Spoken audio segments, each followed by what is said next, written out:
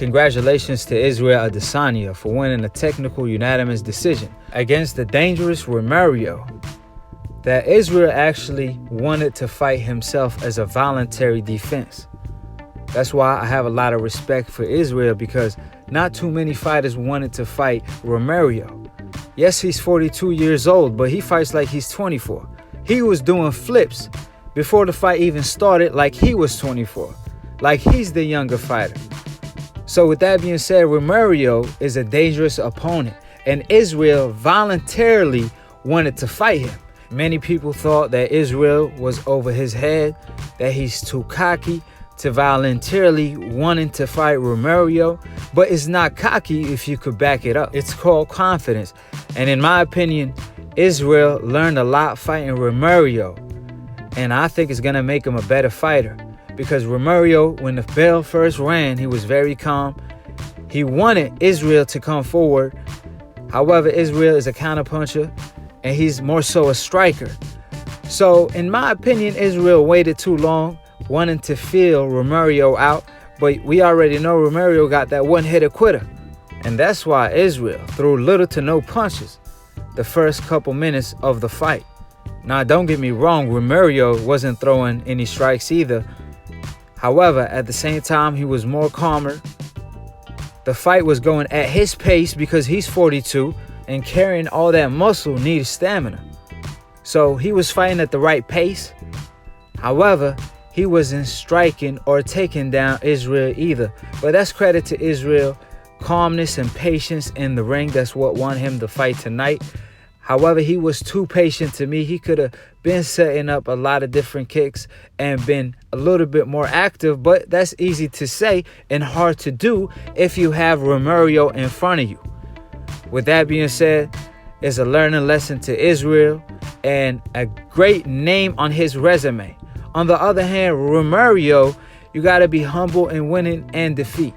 I understand the saying of people paying money to see a back and forth fight, but that's the art of the sport, and people have to appreciate that. I understand that Israel threw little to no punches in the first round or so, and even throughout the fight, they didn't exchange as much, but because of the skill level of both of these guys. And Romero, on the other hand, he wasn't striking that much either. So who's here to blame? Because in the sport of boxing, for example, is the sport of hit and don't get hit. In striking sports is the sport of hitting your opponent and don't get hit. It's turning your M's to a W. I understand Romero wanted to get the fans a more entertaining fight. However, that applies to both fighters, and Romero has to look in the mirror first before going off and lashing out on Israel Adesanya, when the fighter should respect the art of the sport more so than the fans.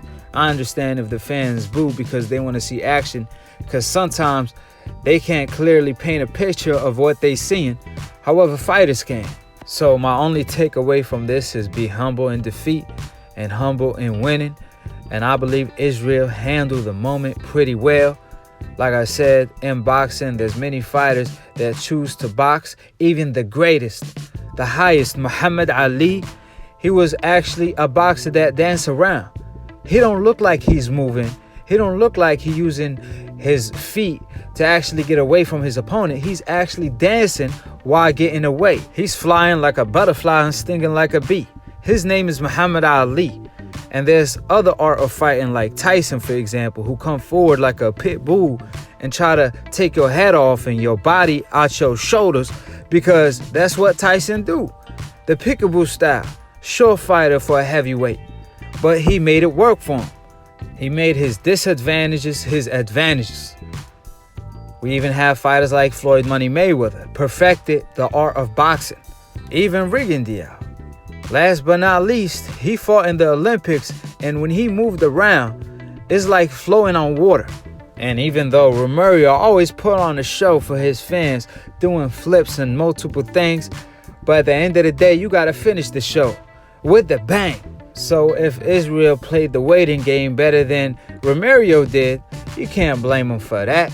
So you got to take the L very humbly, and Romero don't have no shame in his game for a 42-year-old. He like the Hopkins of the UFC, at least so far. With that being said, we're going to talk about this on Split Decision. It's a boxing debate / talk show exclusively on Akhi TV, and we also cover UFC and striking sports every now and then. So we definitely talking about this, as Israel is one of my favorite fighters, and Romero, and it was a great night of fighting for the UFC.